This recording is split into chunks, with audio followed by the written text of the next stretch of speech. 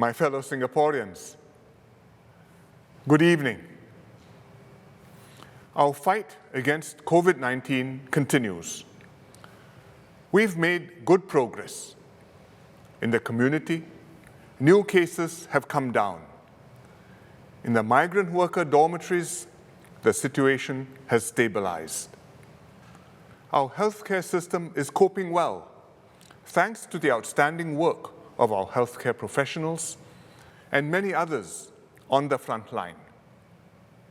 Most importantly, among both Singaporeans and migrant workers, we have kept fatalities low, one of the lowest rates in the world. As a result, we've been able to move out of the circuit breaker. We are opening up our economy and society progressively and safely. As we ease up, I expect the number of cases to rise somewhat, as has happened in other countries. So, we are moving cautiously. We want to avoid the numbers shooting up again and having to impose a second circuit breaker. We will step up testing and contact tracing significantly.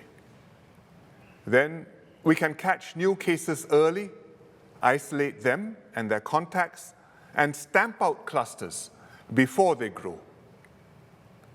If all goes well and the outbreak remains firmly under control, we will ease up further and resume more activities as soon as possible.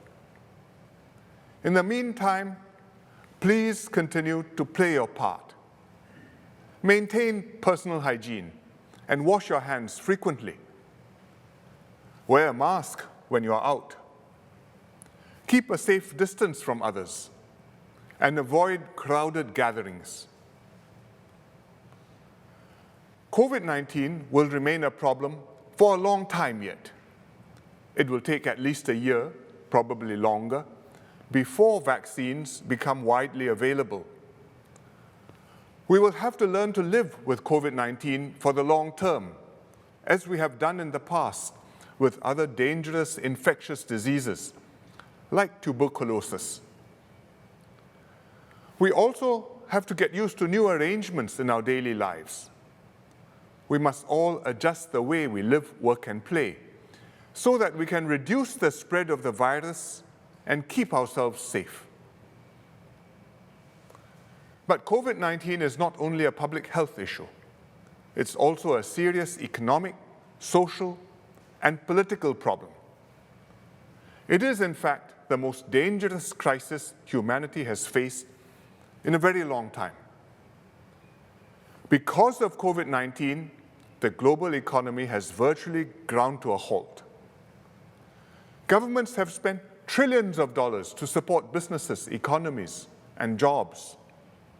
Yet, tens of millions of jobs have been lost. Families are experiencing hardship. We are in a totally unprecedented situation.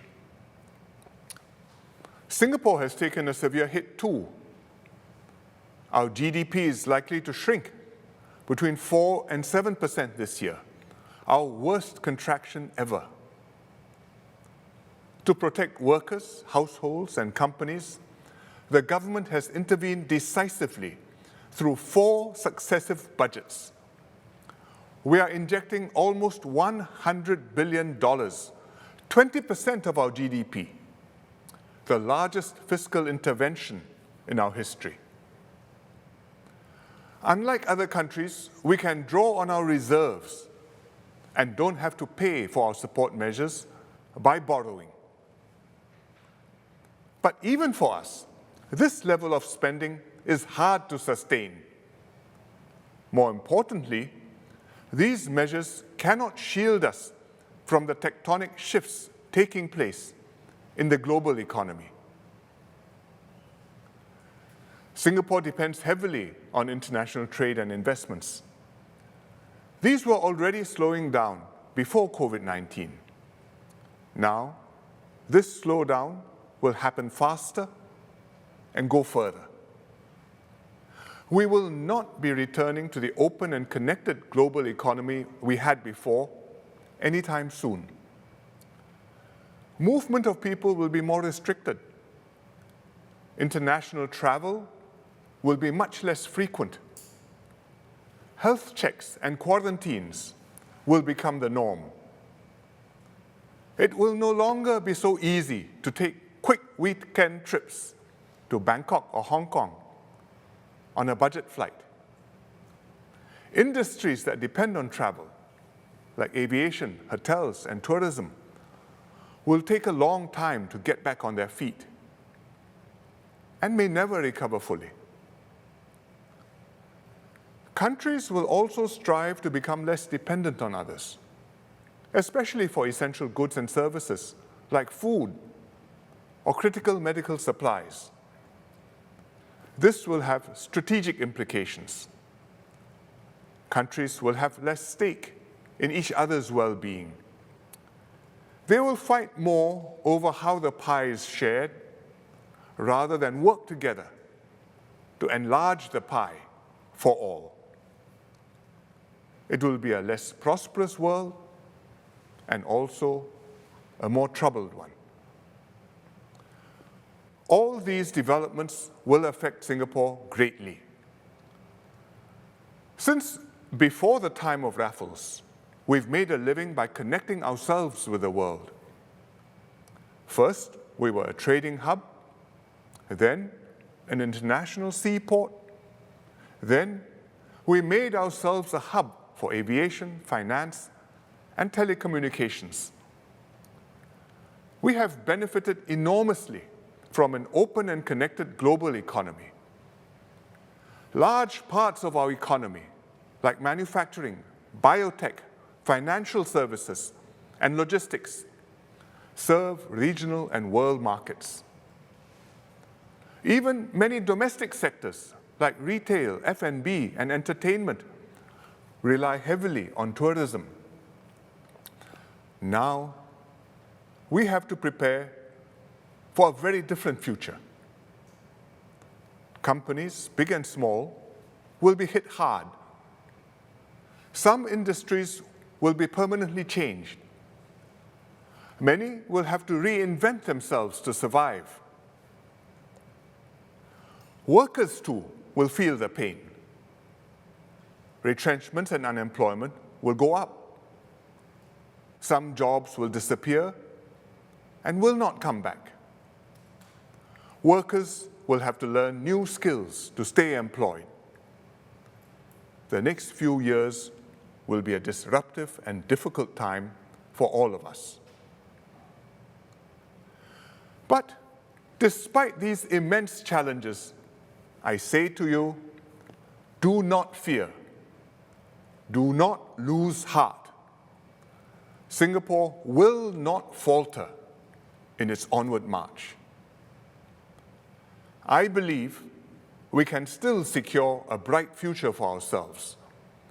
An even stronger and better Singapore will emerge from this crisis. First, we have economic strengths and an international reputation built up over many decades. We are highly connected to the global flows of trade, investment, capital, and people. International trade and investments may shrink, but they will not disappear entirely. Some flows will be diverted or dry up, but other new channels will open up. There will still be overseas markets and opportunities for international partnerships. Singapore is well placed to connect ourselves to the new channels and flows and create new businesses and jobs to replace those lost. We just have to work harder and smarter at it. Our strong, trusted international reputation will help us greatly. In a troubled world, investors will value the assurance of a government that plays by the rules, a people who understand what is at stake, and a stable political system that enables businesses to continue operating, even in a crisis. The way Singapore has responded to COVID-19, openly and transparently, neither avoiding reality nor acting arbitrarily at the first sign of trouble, has only strengthened this advantage. Second, we have had a head start preparing for the uncertainties ahead. For some time now, we have been working hard to transform and deepen our capabilities, developing plans for our future economy, investing heavily to upgrade our workers through Skills Future, digitalizing both the private and public sectors, building our innovation and R&D capabilities. All this has enabled us to stand out in Asia and the world. Nobody can predict what exactly the world will look like after COVID-19. But however things turn out, these future economy strategies will stand us in good stead. We need to pursue them even more vigorously now. For instance, we know that many businesses will no longer be viable. We will support these businesses to transform themselves, change their business models, or move into different and more promising fields. More immediately, we are systematically rebooting our economy as countries emerge from lockdowns. We are rebuilding our transport and trade links. For example, Changi has already resumed transit flights.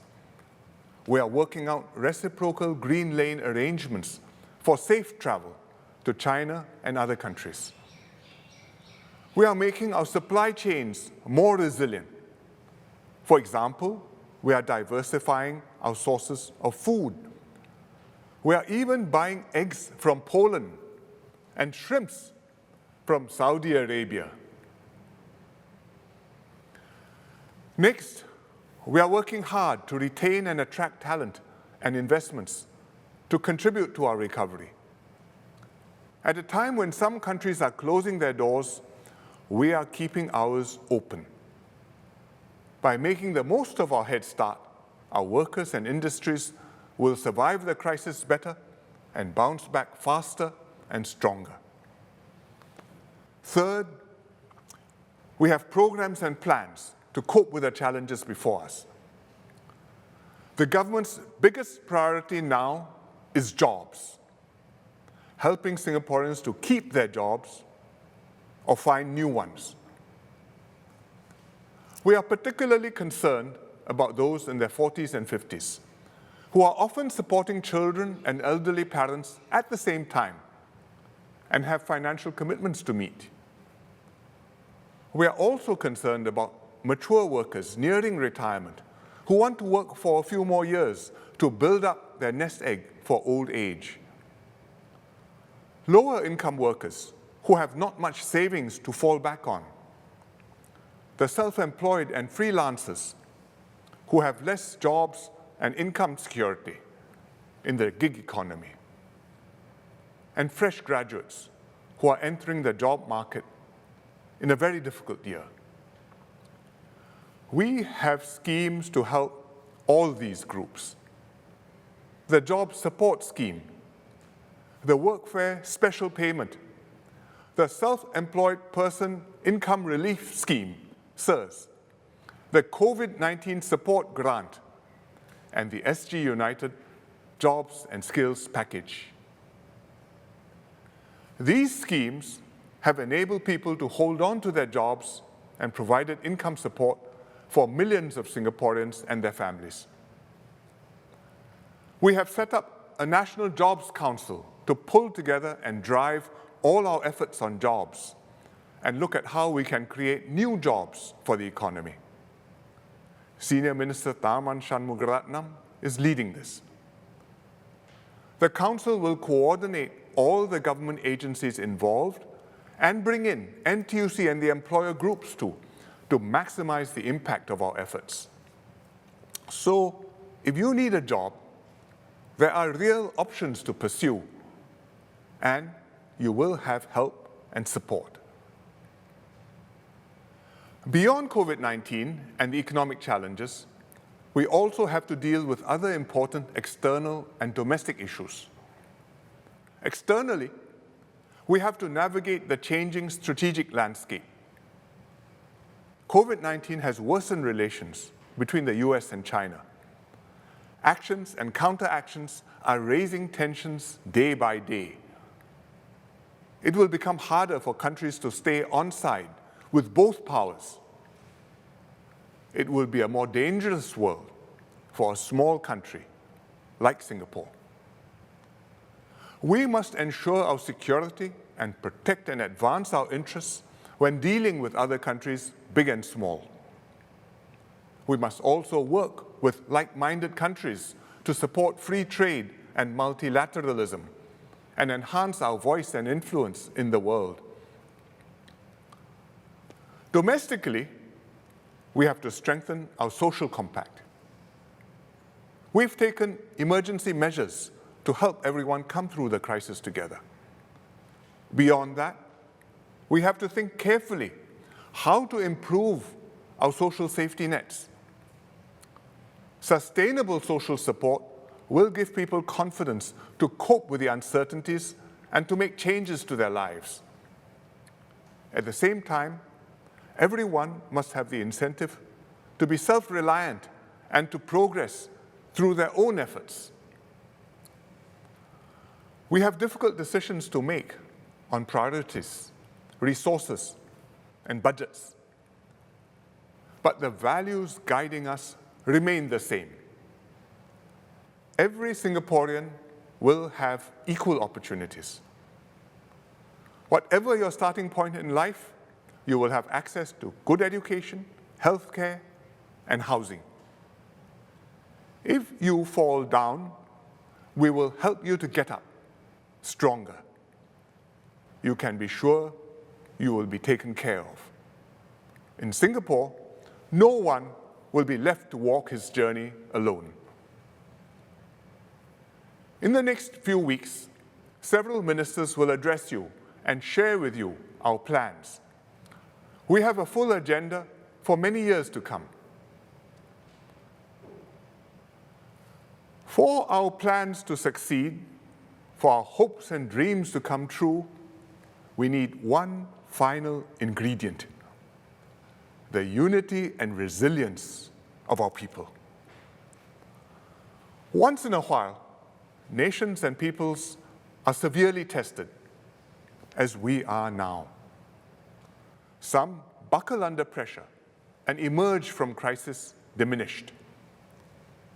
Others grow more determined as they face fearful odds, discover reserves of strength in themselves, and emerge from crisis transfigured, renewed. And that has been our Singapore story. In crisis, we have never failed to wrest opportunity from danger. Indeed, our nation was born in crisis. When we were granted independence, it was in the expectation that we would fail and come crawling back after realizing we couldn't survive alone. We proved otherwise. 2 years later, the British suddenly announced that they were withdrawing their forces from Singapore. Again, many thought that would be the end of us. And again, we proved them wrong. The pioneer generation fought to master their destiny, and the Merdeka generation put heart and soul into making Singapore succeed. Together, they weathered many storms, always looking ahead, never flinching at hard choices and challenges. And that is how we got here. Now, at another hinge in our history, it is our turn to face the crisis of a generation. The choices that we make now will define who we are as a people and what values and ideals we pass on to future generations. Confronting adversity, do we yield to anger, fear, and bitterness? Or will we be true to ourselves, stand firm, make tough choices, and continue to trust and depend on one another? Many Singaporeans have stepped up during this crisis. They have become more, not less, than themselves. Healthcare workers, public officers, grassroots leaders and volunteers, and many more, working quietly behind the scenes. Some are taking good care of migrant workers in the dorms. Others are sewing masks, buying groceries for families under quarantine, or refurbishing computers for needy students to do home-based learning. Abroad, Singaporeans have driven hundreds of kilometers to pick up fellow citizens to catch SQ flights home. These acts of solidarity and human kindness exemplify the best in us. They show how we can emerge stronger from this crisis with a sharper consciousness of being Singaporean. This is why I believe we can continue to be exceptional, a fair and just society where everyone can chase their dreams. My cabinet team, with the support of the whole public service, will do our best to lead us towards this enduring vision of what Singapore can be. We need every one of you to work with us. Together, let us take Singapore safely through this crisis and make the Singapore spirit flourish in the world. Thank you.